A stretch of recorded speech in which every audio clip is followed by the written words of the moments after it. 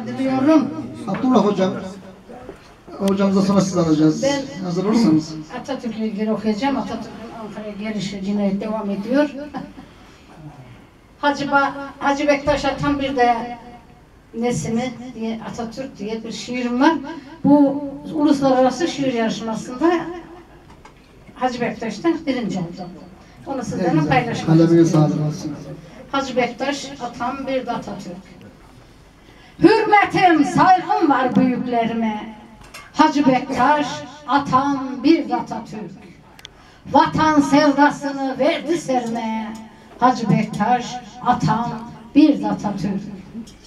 73 millete aynı baktılar. Anadolu'muza huzur kattılar.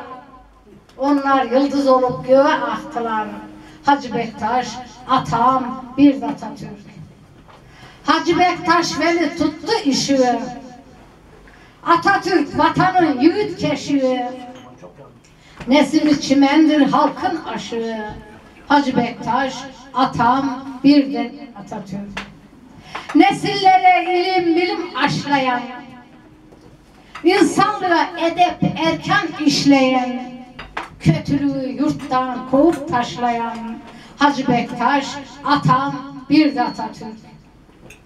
Layık anlayışla, demokrasiyle insanlığa ulusal değere katılsın diye dediler ulaşın İlbucak köye. Hacı Bektaş, atam bir de Atatürk. Hak, ele dile bele sahip ol derdi. Birlik, beraberlik duygusu serdi. Sevgi, hoşgörü, nasihat verdi.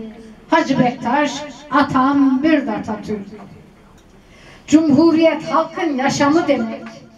Hak, hukuk eşitçe hak tasnif etmek. Uygar çağdaşlığa verdiler emek.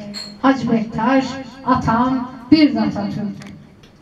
Hak Muhammed Ali çektirmesin dar. Barış kardeşliğe etmişim ikrar. Dedi vatan bayrak çekmesin zarar. Hacı Bektaş, atam bir de Atatürk. Hilassız, yalansız insan olmaya, ülkemde fazilet erdem bulmaya, erişeceğim bu yolda vardır ülke. Hacı Bektaş, atam bir de Atatürk. Hacı Bektaş, atam bir de Nesin. Teşekkür ederim.